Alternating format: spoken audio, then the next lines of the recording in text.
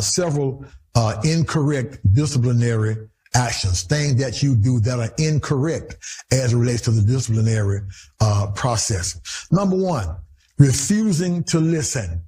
Refusing to listen to your child. Listen, brothers and sisters, and I know that some of us grew up in an age whereby the children had nothing to say, no matter what was going on. When an adult was speaking, or when an adult accused a child of something, then it was simply what the adult said, and the child really didn't matter. But listen, brothers and sisters, you've got to know that that child has thoughts. That child has something to say. And when you refuse to listen, you send a message to that child that simply says or signals to him or her, you don't count. You are not important. So I don't have to listen to anything that you say. Secondly, the second incorrect way of disciplining is to discipline without explanation. To discipline without explanation. If you don't say to a child what you are doing to that child and the reason you are doing it, then the child is confused. If you want to discipline the child, explain to that child what it is that he or she did and why it is that it is incumbent upon you to discipline them as a godly and loving parent. Thirdly, ignoring their opinions and request. Ignoring their opinions and requests. Listen, a child is a person, and sometimes parents belittle that by simply ignoring them. All right? They have a personhood. They have feelings. They have deep emotions, and you can't always ignore what they think or sometimes what they request. Now, you don't always have to give them their request based on what it is, but you ought to at least listen. All right? Number 4, making them feel helpless or hopeless is a bad way to discipline a child. When we as adults are made to feel hopeless and helpless, we don't feel good about it. It's very demeaning to us. It makes us feel bad. Well, if it makes us feel bad, if it makes us feel hopeless, helpless, and demeaned, then how do you think it makes a child feel? See, you got to be considerate of the child while you're disciplining. Now, I'm going to get to the correct way of disciplining, but these are the wrong ways of doing it, and that is to make that child to feel helpless or hopeless.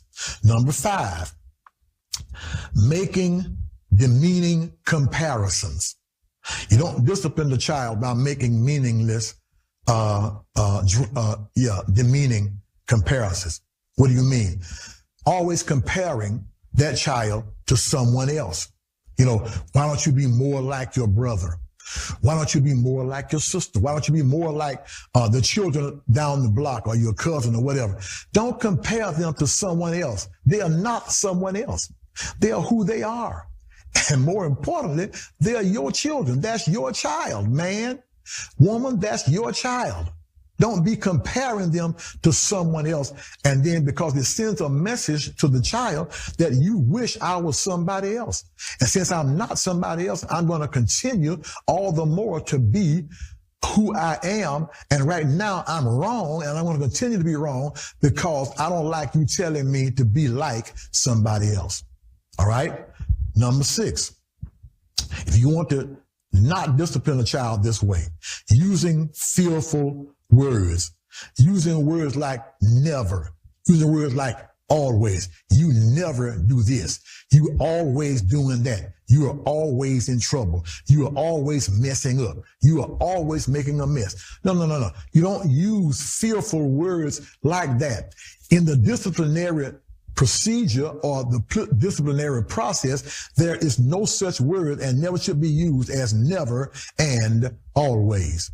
Number 7, expressing misdirected anger. Oh, this is a good one.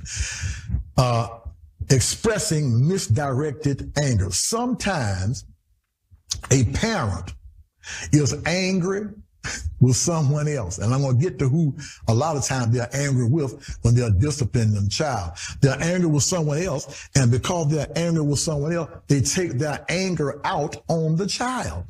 I've seen this many times.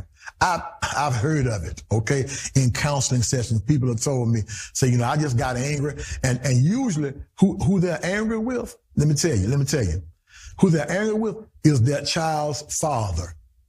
All right.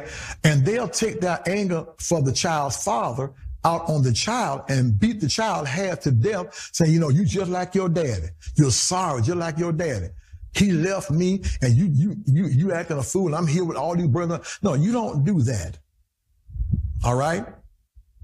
That's criticizing. All right. That's misdirected anger. All right. Number 8. Criticizing their efforts. Have you ever been in that kind of situation when everything you've done was not good enough? No matter how good you thought it was, you were excited. Well, that's where children are.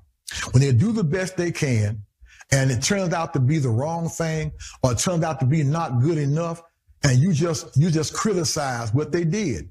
Find a way to encourage them some kind of way along the way.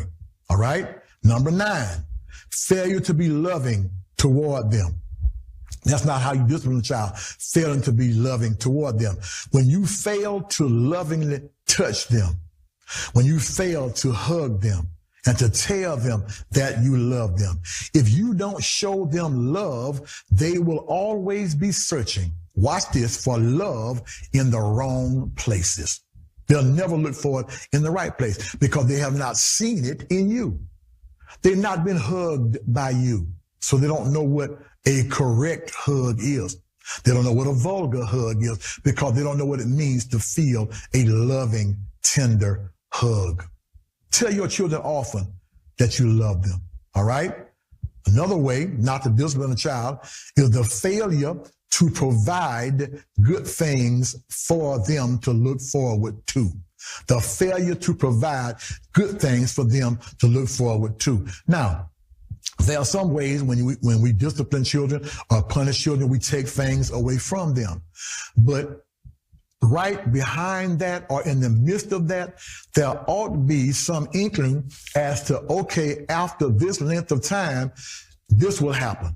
After this length of time, when you've gotten past this for being disciplined for doing what you did, then something good will come out of it. You do have something to look forward to and something to work toward. Okay? Now, those are just 10